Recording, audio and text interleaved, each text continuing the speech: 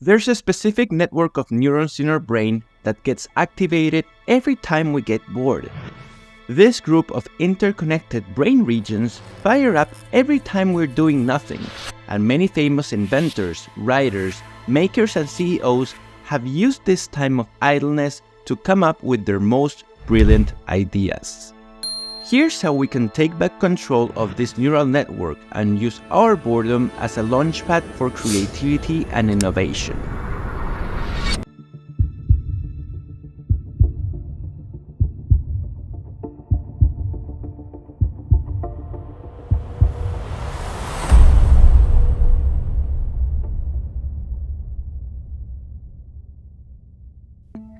In a world that never sleeps, where our lives are filled with endless streams of information, entertainment, and messages that tell us that we need to work harder, be more efficient, and squeeze every drop of value out of every moment, there is a silent specter that haunts us all: boredom.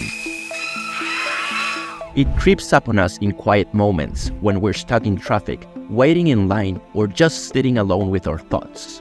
It's a universally experienced emotion, and it's often seen as a negative aspect of life, a problem to be solved, or simply a productivity killer. But what if we've been looking at it all wrong? What if boredom, the very thing we're taught to avoid, is in fact a necessary and even empowering part of our lives? Many people find it challenging and even extremely unpleasant just to sit and think. A study published in the journal Science asked participants to spend 6 to 15 minutes alone and think. They told them to sit alone in a completely empty room with nothing in it but a button. If people pressed the button, they would get an electric shock. This study found that 25% of female and 67% of male participants chose to shock themselves during the thinking period, with an average of 1.47 shocks in a 15-minute interval. Ironically, participants previously told experimenters that they would rather pay money than get shocked. The shocking truth here is that we much rather do something negative or harmful, like being physically shocked, rather than sitting alone with our own thoughts. The practice of solitary confinement really drives this point home. This is where someone in prison is forced to experience extended periods of isolation. The irony here is that it's a punishment designed to induce discomfort in individuals who are already paying for their crimes. As the great French philosopher Blaise Pascal wisely stated, all of humanity's problems stem from man's inability to sit quietly in a room alone. So the question left here to answer is, why do we even get bored in the first place? Well, there are quite a few interesting things that happen in your brain when you get bored. Dr. Giulietta Galante, a senior research associate in the Department of Psychiatry at the University of Cambridge, says that we need to understand that the brain is operating at a high level even when we don't give it anything to do. When you're actively engaged in a task, your Central Executive Network, or CEN, takes over. However, when you're not engaged in a task, when your body goes to autopilot, or simply when you start feeling bored, your default mode network, or DMN, becomes activated. This network processes thoughts and memories. It allows us to reflect on ourselves, consider past and future actions, evaluate perspectives, and empathize with emotions. This can ultimately lead to innovative ideas and creative insights. History is full of famous creatives who found inspiration during their moments of boredom. Consider Isaac Newton, who discovered the concept of gravity while sitting under an apple tree, seemingly doing nothing. His mind was free to wander, making connections that led to one of the most groundbreaking scientific discoveries in history. Another example is J.K. Rowling. The idea for Harry Potter came to her during a train ride when she had nothing to do. With no distractions, her mind was free to explore new ideas, ultimately crafting the magical world of Hogwarts. Author Mary Shelley conceived the idea for Frankenstein during a period of idleness, when she and her friends were stuck indoors due to bad weather. Similarly, Albert Einstein famously daydreamed about riding a beam of light, which eventually led to his theory of relativity. And it doesn't end there. Leonardo da Vinci was known to take breaks from his work to let his mind wander. These moments of boredom allowed him to explore new ideas and concepts, resulting in his numerous inventions, paintings, and advancements in various fields. Mozart often found inspiration during moments of boredom.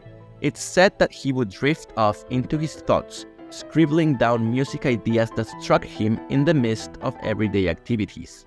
Charles Darwin developed the theory of evolution while spending countless hours observing nature and contemplating his findings. These periods of boredom and reflection enabled him to synthesize his observation and formulate groundbreaking ideas that changed our understanding of the natural world.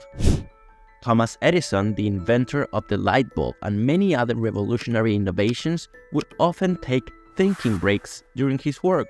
He believed that embracing boredom allowed him to make connections and come up with new ideas that he might not have considered otherwise. Jeff Bezos, much like Edison, is famous for intentionally carving out free time or non-time in his daily schedule. This unstructured time is meant for spontaneous thinking and daydreaming.